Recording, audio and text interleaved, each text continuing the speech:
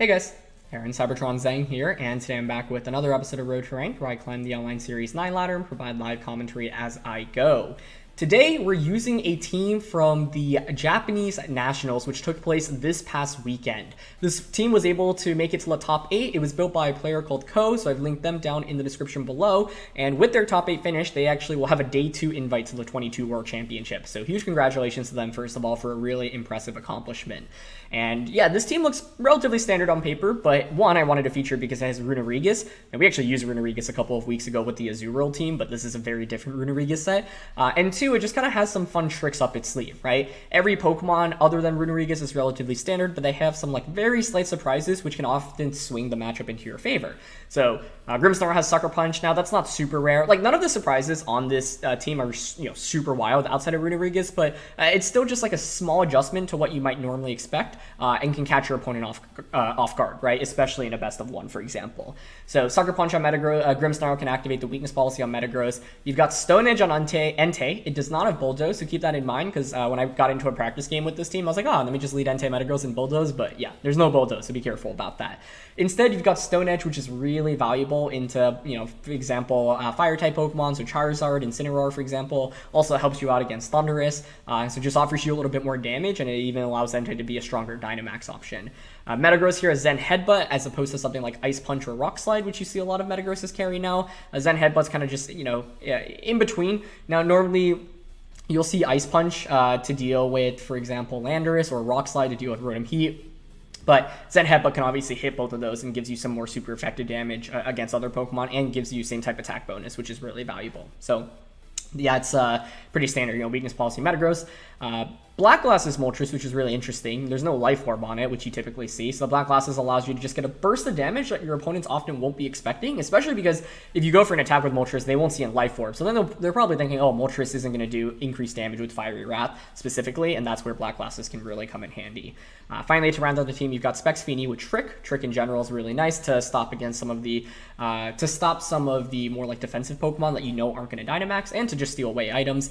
And then finally, Runerigus. Now, Runerigus is really interesting because, one, not many people use it, and so people often don't know what this Pokemon does.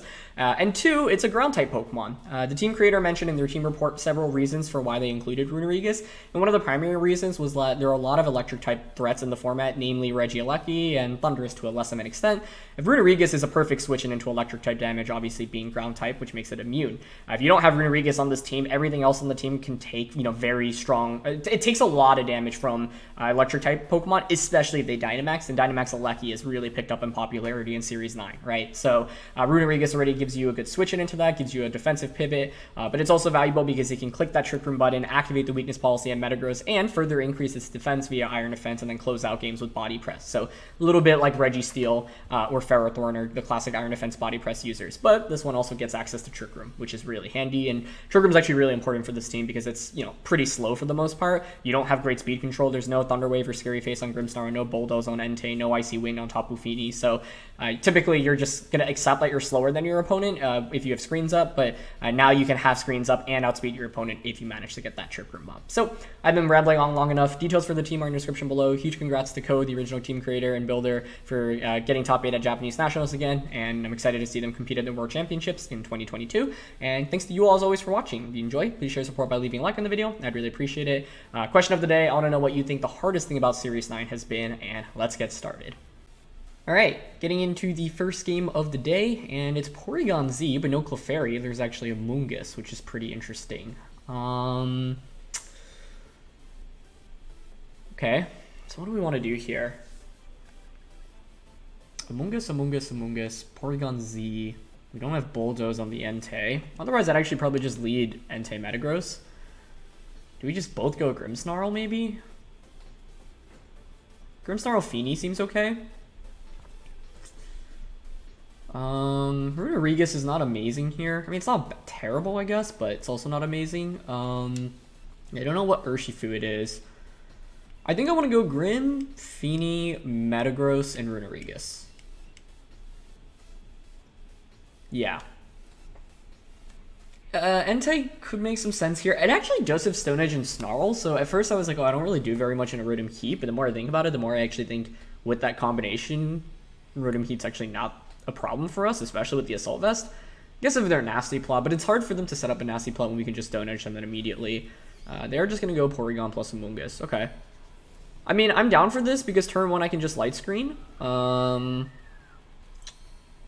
Setting up the Misty Terrain is good as well. I'm not sure if Porygon-Z can change the terrain here, which means they can't Spore us. That's the main reason I wanted to bring the Fini out in the first place.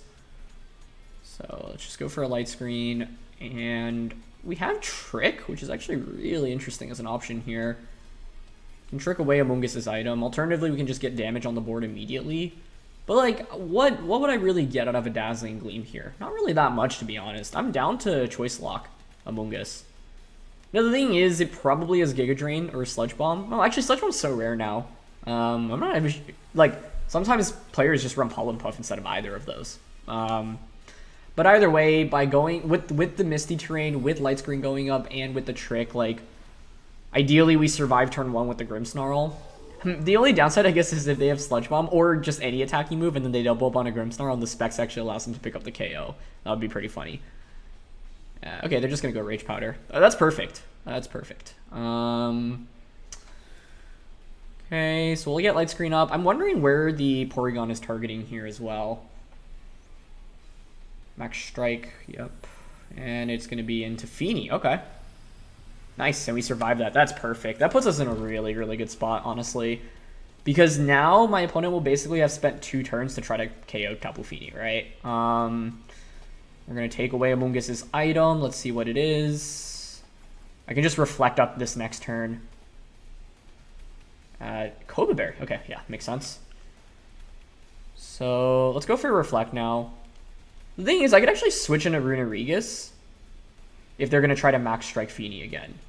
But the risk there is maybe they just go for a Max Darkness expecting the Runerigus switch out. Like, yeah, it would be fancy for a turn, but it doesn't really get me that far anyway, to be honest. So, for that reason, I'm down to just take this turn to set up Reflect, and I'll go for a Dazzling Gleam just for guaranteed chip damage onto the Amoonguss, because Muddy Water can miss. So they're going to stay with the Amoonguss. They're not going for a Rage Powder. That makes sense. They're likely going to lock themselves into an attack. Let's see what it will be. My opponent does commit the Max Strike here and actually does target Grimmsnarl. Okay. You can see how good screens are for us here, though, right? Like, we end up surviving both with both Pokemon, whereas if we didn't have Light Screen, both Pokemon would just fainted. But Porygon-Z, you just want to make sure you deny it, you know, KOs as quickly as possible. They do have Giga Drain here in the end. So actually, if I switched Runerigus in there, I would have taken a Specs Giga Drain. So I'm glad I switched out there. Okay. So now we can bring out the Metagross, and we do have the Sucker Punch on it. Now, Porygon-Z does often carry Max Darkness, so they might go for the Max Darkness, but we have Light Screen up, so it won't one-shot us. We know Amoonguss is Choice Locked right now. I guess Urshifu in the back is what I'm a little bit nervous about.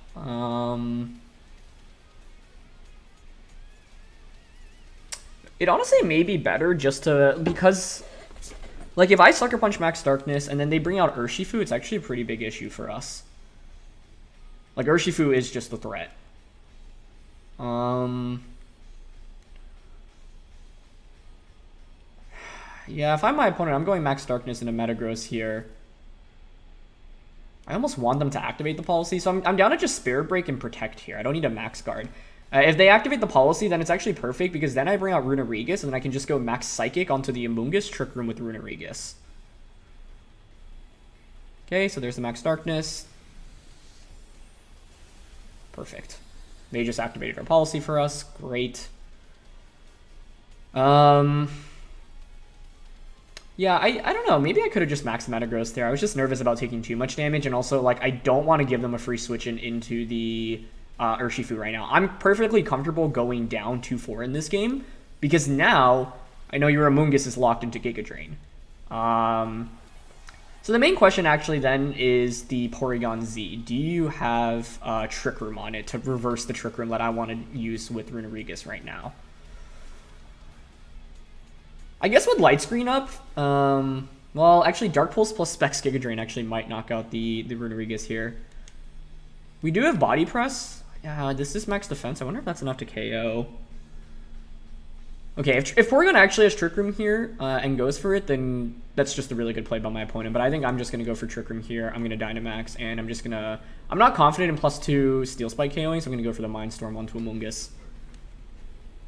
And they stay in. Okay, good. If Porygon does not reverse my Trick Room here and goes for something like a Dark Pulse, we are in really good shape going into this end game. Which is why I was, comfortable going down 2-4 potentially to start off the game. Okay. So there's our Dynamax. We honestly really didn't take that much from the Max Darkness. I was kind of surprised, but that's just how good Light Screen is. Perfect, they Ice Beam. Okay, so as long as there are no Freeze here, we're in really good shape. It's a lot of damage, but... Tell me no Freeze. Perfect. Okay, so now here's the scenario. We have 2 more turns of Dynamax to work with on Metagross. Runerigus is able to set up Trick Room. Runerigus is able to Body Press as well. The only downside is that obviously that Ice Beam did a fair amount, but the cool thing is that Metagross can boost Runerigus' defensive stats, which is pretty valuable for us. So having Max Psychic was actually really nice there just to guarantee the KO onto Amoonguss, because obviously if Specs Giga Drain goes off into Runerigus there, we're in trouble.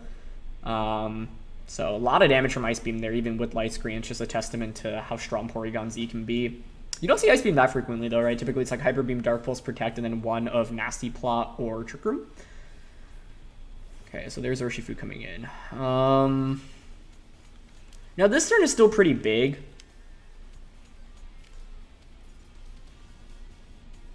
We don't have Hailstorm. I can EQ into...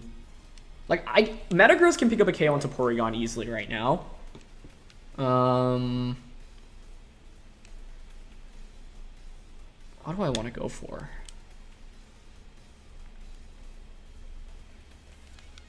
I want to double up onto Urshifu. Oh, it's Water Urshifu too. Okay. But I could see Urshifu protecting here. I think I'm actually just going to Body Press the Porygon then and go for a... I don't love the Mind Storm on Urshifu because I'm not sure Body Press actually KOs Porygon here. Oh, they don't protect with either Pokemon. Okay. Okay, nice. Body Press gets a knockout there. Because they didn't protect with either, though, I'm left wondering whether or not that was actually the best play for me to make. It should be Focus Sash, right? Yeah, if it weren't Sash, then the game is over, but... this is still potentially scary based off what my opponent's last one is. It should be Surging Strikes to KO the Urshifu. Now, we can always guarantee the knockout onto Urshifu this next turn, because our max move will hit through Protect. So it's going to be Urshifu +1. So we swap abilities. Does it just swap back? No, it doesn't. Oh, that's actually pretty interesting. This is where I wish I had Max Hailstorm. So we'll see what the last one is. I'm hoping it's... What do I want it to be? Landorus? Rotom? We can Max Psychic either of those. It's actually going to be Rotom. Okay.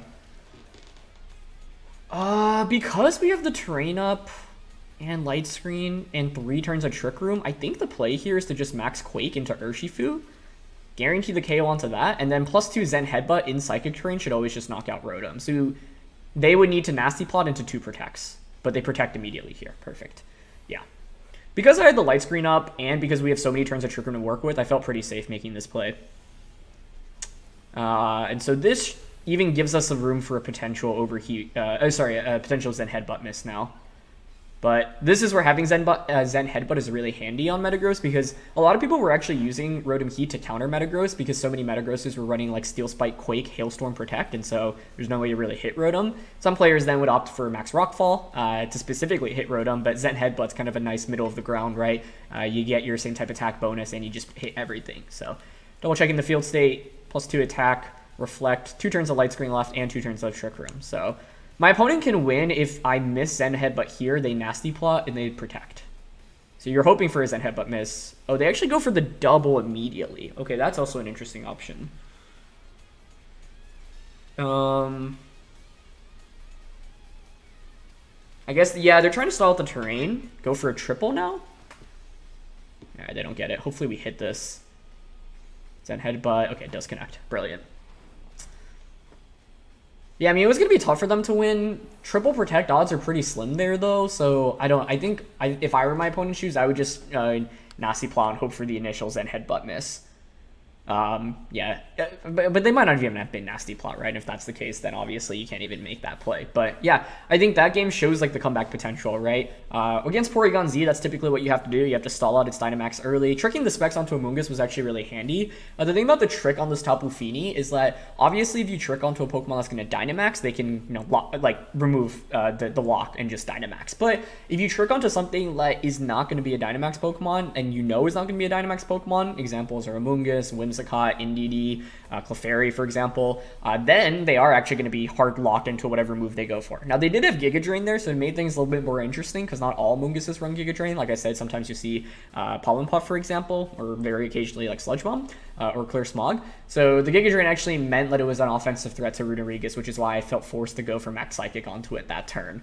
But yeah, I think like the main thing was how we properly set ourselves up for the end game there. As you know, like Urshifu can crit, right? So it's like, even if we set up Reflect, Urshifu is still a pretty big threat, and so I was pretty nervous about, like, I felt like in order to win that game, I had to get Trick Room up. What was really good was having Fini to change the terrain so that Amoonguss could not click Spore on us in the early game, right? So that obviously worked out pretty well. But really fun way to kick off the team, and yeah, Runerigus like didn't hard carry, but it was important in one, setting up Trick Room, and two, being able to one-shot that Porygon-Z with Body Press from the range that it was at. So both of those were really critical.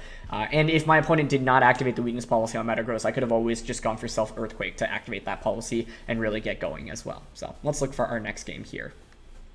Okay, second match of the day, and that actually, it's funny that we're almost ending the season with this team, because as you remember, we used like the rank number 1 team from Series 7 in the very beginning of Series 9. There's so many numbers. And I'm pretty sure it was that team, which is like max defense is Sylveon, support Spectrier. Man, playing the Grim meta mirror is going to be very interesting here.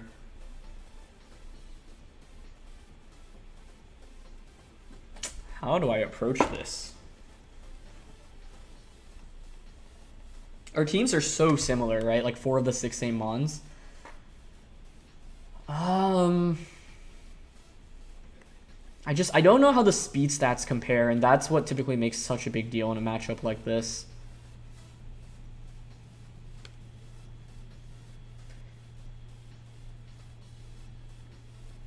You could go Spectre plus Metagross. Spectre plus Metagross, that's pretty scary, right? Because you could just bulldoze.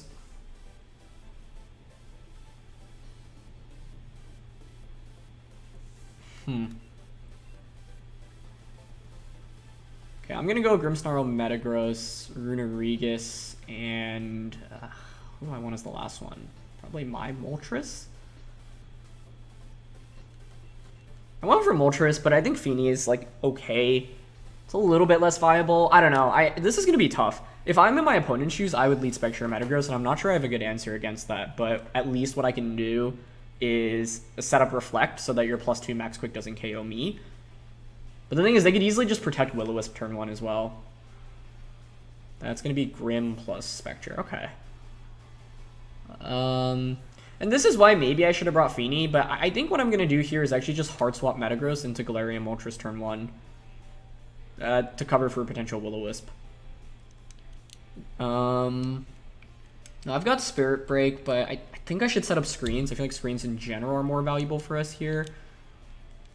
So I'm going to start off with a Reflect, because I think Grimmsnarl going for Spirit Break onto my Grimmsnarl here is definitely a pretty big possibility, and I'm going to just hard switch into Galarian Moltres. Now, if I had Tapu Fini, what would I have done? Maybe switch my Grim out into Fini, but then they could just Reflect turn 1, which isn't good. The thing is that Moltres is now in a position to potentially set up in Nasty Plot, which is pretty good for us. Okay, so we just trade Reflects, that's fine. Ideally, they're just Will-O-Wisping here into us. Okay, good. I really wanted to click Spirit Break there, I'm not going to lie. But I think just setting up screens early is too important, especially if my opponent like doubled up onto Grimmsnarl. There was like a slight possibility that would have happened. So I'm down to a light screen here and go for a Nasty Plot. Maybe it's better to just Fiery Rat, to be honest, but I don't want to Fiery Rat as they potentially switch into Metagross and activate a potential Weakness Policy. So yeah, obviously the team archetypes here are very, very similar. The main thing is then basically how both of us play around our Metagrosses. But the Spectrier, I guess I can just Snarl. You can just Snarl Spirit Break here. So yeah, maybe it's better to just Fiery Wrath than Spirit Break in this position for me. I think if I'm my opponent, I may be clicking Snarl with Spectrier and then Light Screen with the Grimmsnarl and then just Snarl with Spectrier again. So then we'll both have screens set up. I do have black glasses. Yeah. This really might come down to whose Metagross is faster than the others. Yeah, I go for Snarl.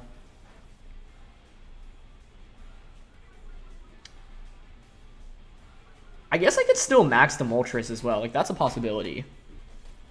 But the thing is, now they can Spirit Break and Fire Snarl into me, so I feel kind of compelled to just attack here. I don't remember if the Grimmsnarl on that team had Sucker Punch as well. For some reason, I feel like it doesn't, but I might be wrong. Okay, I'm actually down to just Sucker Punch here and Fiery Wrath. Assuming they go for another Snarl. They could switch out into Metagross here, but I don't... Even if you do, like, you'd still be taking a +1 Fiery Wrath and non-Dynamax. I don't think that's actually a really good play. You know what could be interesting? No, I was going to say... Oh, they actually make the switch. Is that Metagross? No, it's Sylveon. Okay, that makes sense. That's a very good switch. Unfortunately, the Sucker Punch is completely wasted here. Yeah, this is going to be a long one, I think. Not much from Fiery Wrath there at all.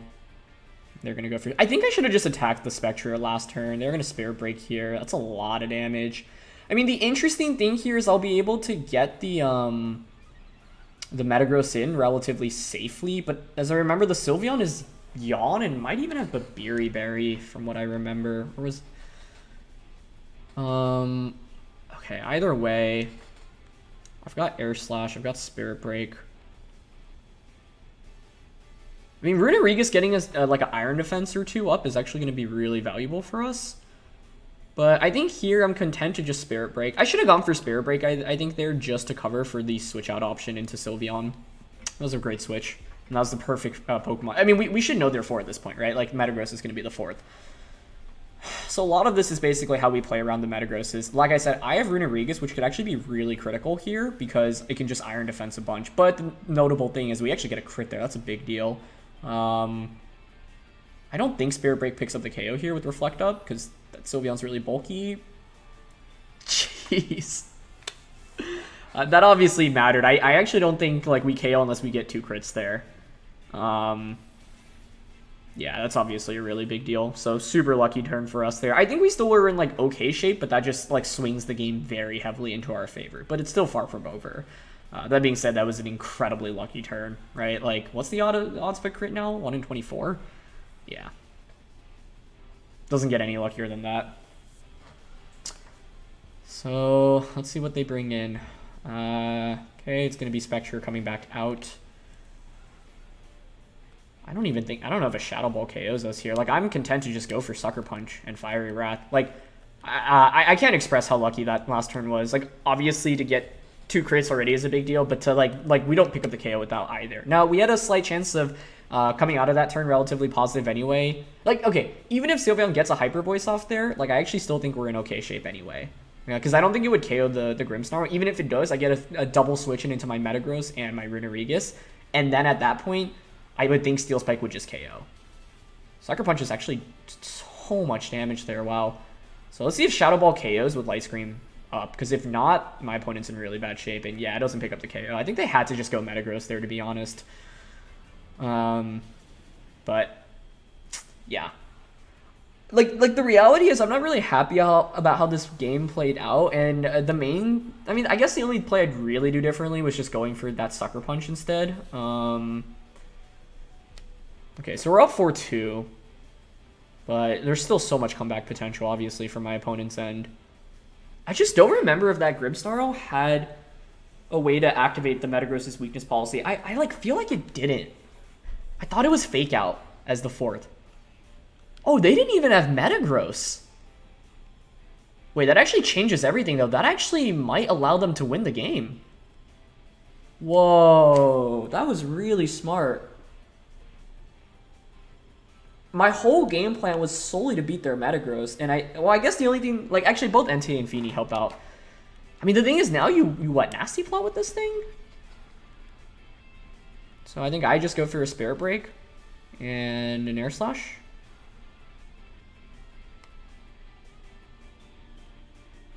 Okay, they just go for Protect. That's fine, I think. Yeah, actually, I kind of favor my opponent's position just because they're... I didn't realize... Like, that was really smart of them to not bring Metagross. Great Protect there as well. Really well played. They're going to Spirit Break into Grim. Yeah, and suddenly it's 2-2. Well done. Well done. Okay, so what am I going to go for here? I think it's just going to be Steel Spike into their Grimmsnarl.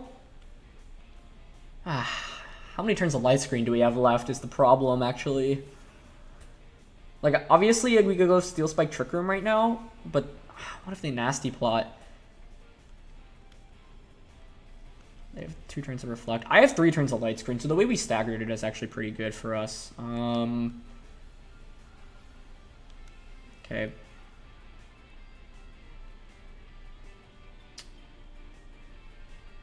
I don't know. I would Nasty Plot with Moltres here if I were my opponent's shoes. But it's not like I can KO it anyway. So I think I just Steel Spike Trick Room. And if they Dynamax, then we should win the game here. But if I were my opponent's shoes, I would Nasty Plot. Wow, okay, they max. That's good. It was really smart of them to bring Moltres over Metagross. I played this whole game. Like, I even said earlier, I was confident their last one was going to be Metagross. Especially with the Spectrier lead. So yeah, well done to conserve the Moltres the way they did. It's going to be a tight finish. Especially because we don't have a way to hit Moltres for super effective damage. Oh. The question also I have is, does Max Darkness KO the Runerigus, given that we have Light Screen up? Yeah, honestly, I think like my opponent just outplayed me here in terms of Pokemon selection. I also had the opportunity to just target the Spectre immediately on turn 2 instead of Nasty Plotting, and I can't help but think that was the mistake. Okay, it was T-Wave, right? Okay, well, that is their best play. It's going to be Darkness here. Okay, nice. We survived through the policy. That's huge. Or sorry, through the Light Screen. So that's big because even if Metagross hits itself it doesn't attack here, and it does, that's huge. Okay, great. I don't KO Grimmsnarl. That's fine though, because I get Trick Room up. Oh, this is actually going to be so close.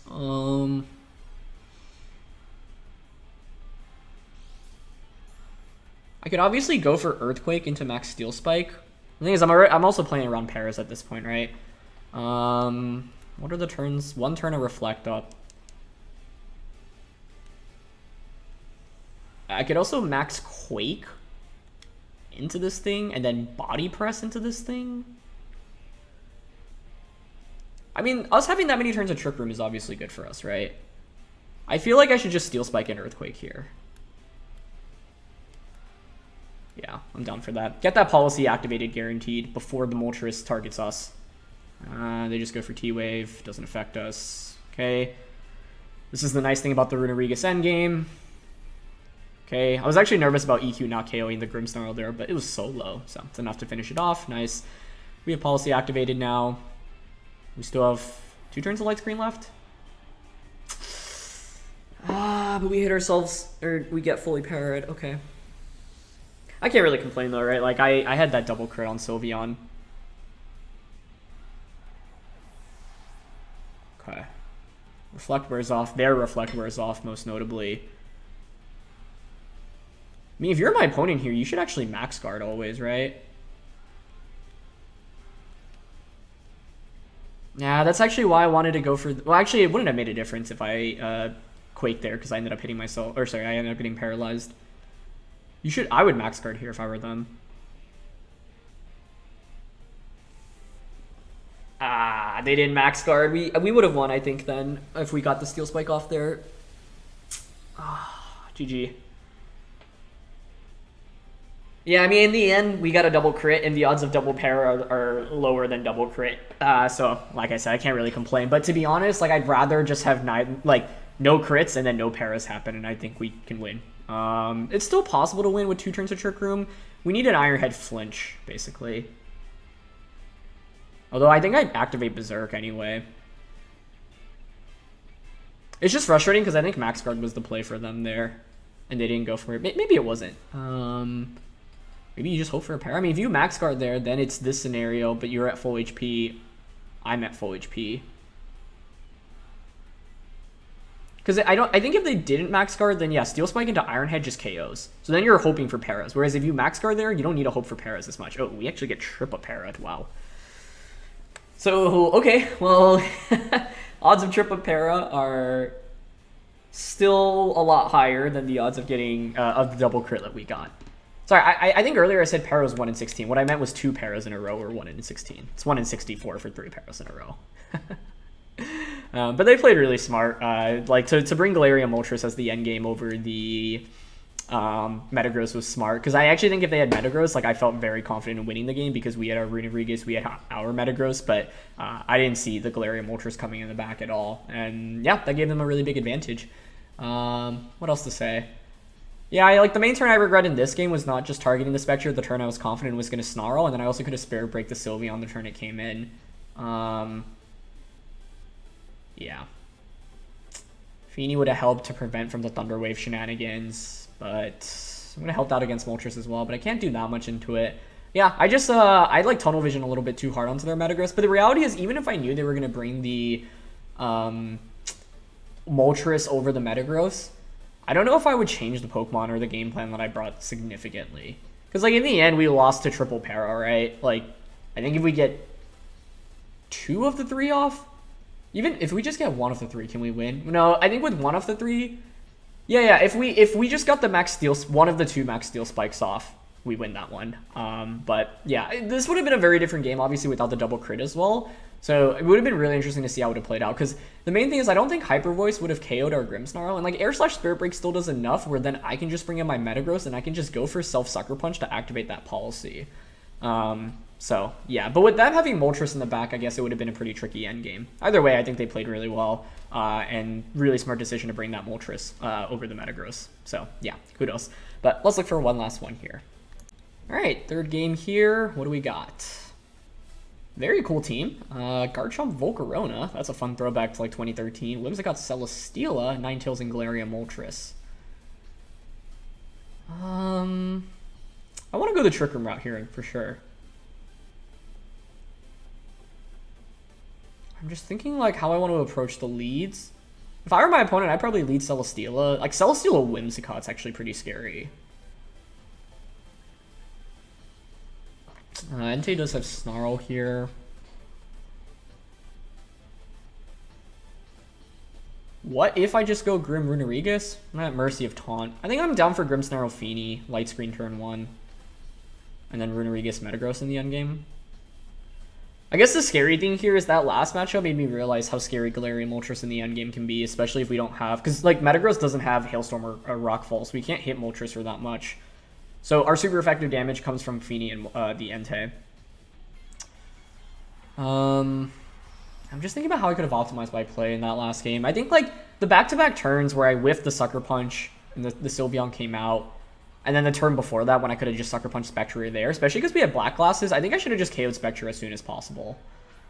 So that was the main mistake in my opinion. Anyway, it's going to be Garchomp plus the Galarian Moltres. Okay. Only one of these can Dynamax turn 1. Both of these can set up, which is very scary.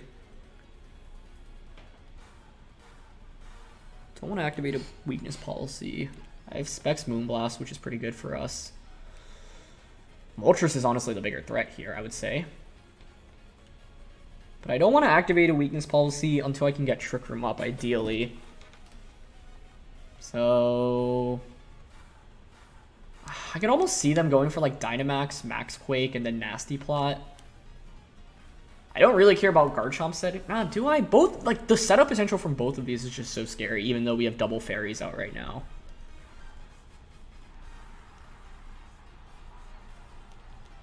They're more of a special-oriented team. Okay, I'm going to go Reflect and Specs Moonblast onto Moltres to start. They don't Dynamax either, which is a good start. That's actually very good for us. Because it's like, even if you're going for Fiery Wrath on Moltres, it's not that big of a deal. Sorry, not Fiery Wrath, Nasty Plot.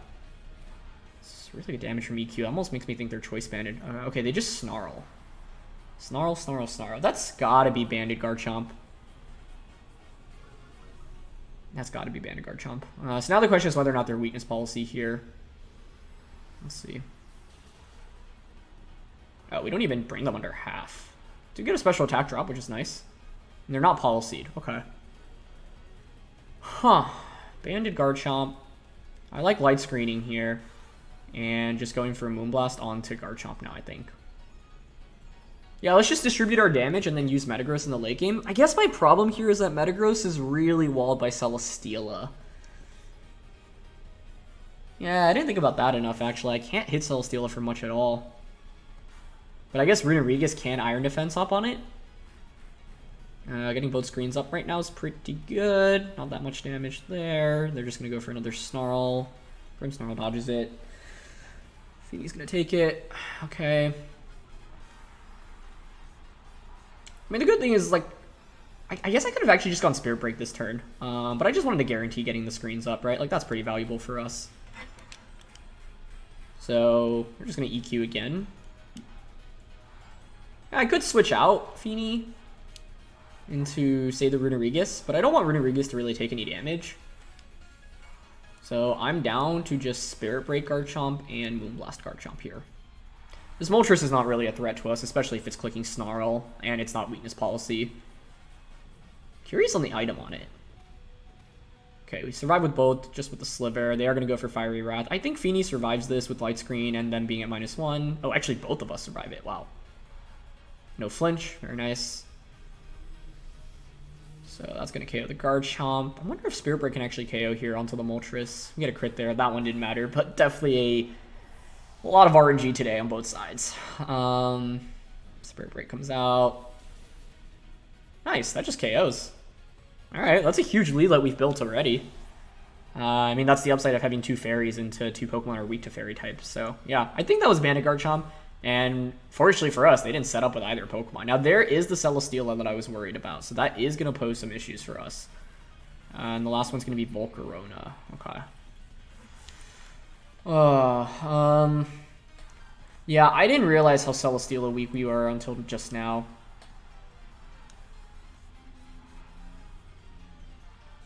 If I were Volk, I would KO Grim and then use Celesteela to KO Fini. So I want to switch Fini out, and then maybe we can just Sucker Punch on the way out onto Volcarona. And go out into Runerigus now. I think Celesteela still probably wins this endgame, honestly. I needed to have Entei as my last one over Runerigus here. Entei would have hard won against both of these because I could just Max Flare and Max Rockfall, respectively. I also contemplated Spirit Breaking into Celesteela here. I don't know, maybe it's actually better to just stay in with Fini, give up both Pokemon, because the thing is, in bringing out Runerigus is actually probably our best way to deal damage to Celesteela now that I think about it. Oh, that's interesting. They Dynamax Volcarona. Okay, I was not anticipating that, but I actually think that might be better for us. I'm not sure. It's very dependent on who Volk targets here. Either way, we'll get Sucker Punch for some chip before we faint. They're going to go for Max Airstream. Okay. Okay, well, this is good. As long as Celesteela doesn't get a Beast Boost, I'm actually pretty happy about the turn. So now we can bring Metagross out. We have both screens up, but they could obviously Max Flare. Really? Is it Meteor Beam? It is. Okay.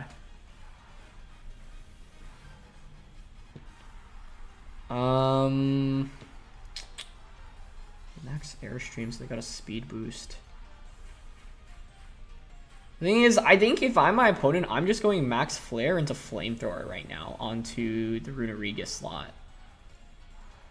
I don't know if that KOs with Light Screen being up. So, like, I'm going to attack with Metagross here. We're going to Dynamax it. I'm going to try to set up Trick Room. Now, it's actually a really big deal that they Dynamaxed Volk. I'd rather have that, because I think if it were just classic, like, offensive Dynamax Celesteela, I mean, it is offensive. We'd be in a lot of trouble. Okay, what's the play to go for here? Quake or Mindstorm? Like, the thing is, Celesteela should already outspeed us at this point, so I think it's just Mindstorm to maximize damage here, and then Trick Room. I guess the one upside is by going for that Airstream now, my Fini should outspeed both of these under Trick Room, but I'm not sure I get Trick Room up in this game. And the thing is, if Max Flare into Flamethrower is a KO onto the Runerigus, I think we just lose the game, because then the Celesteela gets a Beast Boost as well. Oh, it might have... You know what the play was here, I think? It was to bait the double up and switch Fini, Runerigus out into Fini here. That was absolutely the play. Because, we'll see if Flamethrower KOs here. I don't think it does, but I don't know. It is +1 and the sun is up. Oh, they go for Air Slash. Okay. Maybe they don't have Flamethrower then. Nice. We survive. Barely, but we survive. Mindstorm does so much there too. Okay. So now the question is whether or not we flinch here on the Runerigus. Clutch survival, though. Very clutch survival. No flinch, fortunately. Okay. I was so ready for a flinch there. It would make sense for them to not have Flamethrower, because you would just run Meteor Beam, Air Slash, Flash Cannon, and Protect, right? But if I switch into Fini there, we'd be in a pretty similar spot, and then the sun would actually be up, so then your Flare would do more. So, I don't know. I'm not sure if we would have survived Flamethrower. It would have been really close. Because it's pretty close to Air Slash, right? Like, Air Slash, you have the same type of attack bonus, whereas Flamethrower, you have the sun up. Okay, either way, we're in really good shape now. What do I want to do? I've got Fini in the back. Volcarona protecting here seems fairly obvious. But I can't afford it to get an actual flare off, so I'm still just going to target it safely here. Because I don't think the Celesteela actually has Flamethrower, meaning it can't actually hit the Metagross very hard. So it's like, yeah, I could have hard won the game if I just went Max Psychic on a Celesteela this turn, but I don't really want to risk it here. The other thing is I actually have the trick on Tapu Fini, right? So I can trick onto Celesteela, give it specs, and lock it into one of Air Slash or Flash Cannon. Neither of those do anything into Metagross. So, yes, this is the safe play, but I could hard throw the game if I targeted Celesteela and the Volcarona actually just went for a max flare there. So, no reason to risk it, right? Either way, they're going to get Air Slash here. That is going to give them a boost. So, this is still pretty scary. Yeah. I don't know. In the end, like, if Celesteela can get 2 boosts here, and maybe I did need a Mindstorm into the Celesteela slot. I'm not sure now.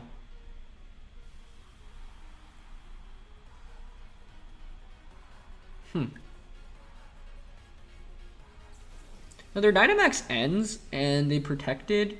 They probably Rage Powder, right? So we have 2 options. One is to Max Psychic Volcarona, trick onto the Celesteela. I don't think they have Flamethrower. But if they do, and they just didn't use it this whole time, that'd be a problem. Because the alternative is to just Mindstorm into Celesteela and Muddy Water. Okay, even if you have Flamethrower, I think it's fine. If we go for this. Well, actually, no, because a +3 Flamethrower and Sun would definitely KO us. So we're going to get Max Mindstorm off. Okay, that's huge damage. Yeah. I don't know. Maybe because Light Screen was up, I didn't need to worry. We still need to hit the Muddy Water here on Volk as well, by the way. Okay, it does connect, fortunately. All right.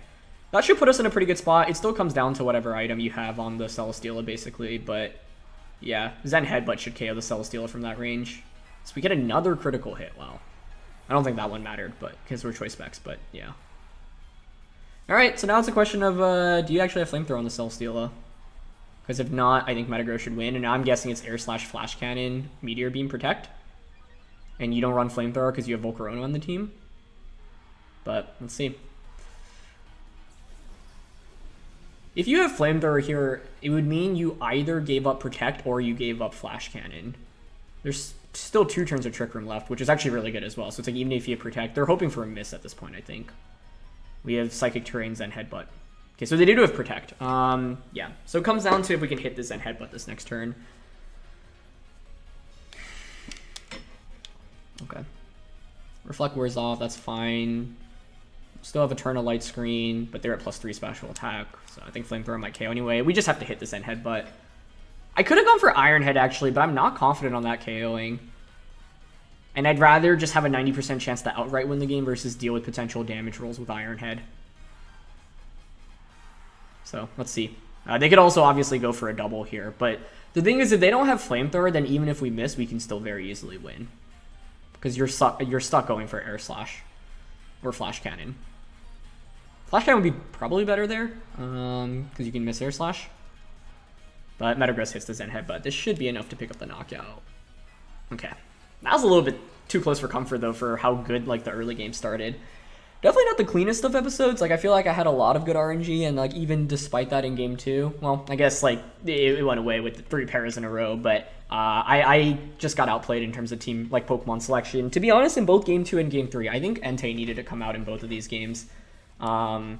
And I didn't bring it in either. Entei would have been the perfect late game Dynamax. If we had Entei in the back instead of, like, I guess Runerigus or even Metagross, it would have just won us the game. Because we could just one-shot the Volcarona with the Max Rockfall and then Max Flare into Celesteela. And we have the Assault Vest. So I didn't think well enough about how to fit Entei into the composition. Part of that is because of me being a little bit unfamiliar, especially with it because of Bulldoze, not having Bulldoze. And so it feels weirder to just slot it in, but it is a very viable Dynamax option. And so that's my main takeaway from today. Like, I didn't think hard enough about when to bring Entei. I kind of just, like, left it on the bench. And this game could have been very different if we ran into classic AB Celesteela, like, offensive Celesteela. Like, it was actually very good for us that Volcarona Dynamaxed over Celesteela. And it makes sense because their Celesteela was a Meteor Beam Power Herb set, specifically Power. But if it was classic AB Celesteela, I think it's very likely they just sweep us in the late game and we don't do enough damage to it because they just get the ball rolling. So I'm not happy about how I played this third game, and I think a lot of it actually comes from team preview and not bringing that Entei in the end. So that would be the mix-up I would make in a best, like, if I were to play that opponent again. Regardless, I think Entei is a good fit into the team if you look at the majority of their options, because Snarl is also really valuable. So then I guess the question is who you drop. Maybe it's Runerigus, because Metagross is still decent. Yeah, I'd probably go Grim, Fini, Metagross, and Entei there. But Runerigus was pretty solid today, right? Like, it came out in all of the games, was pretty relevant. We never really got to set up with Iron Defense, partially because we ran into a lot of big threats into Runerigus. So it wasn't, like, the best episode for it to just click Iron Defense a bunch and then Body Press. But it was still definitely able to put in a lot of work. And once again, it's a Pokemon that just catches your opponents off guard because you don't see it very frequently in the metagame. So that's going to be it for this one. Thanks so much, as always, for watching Road to Rank. If you enjoyed, please share, support by leaving a like. Don't forget to check out the team. Details are in the description below. And I'll catch you all next time. All right. Peace.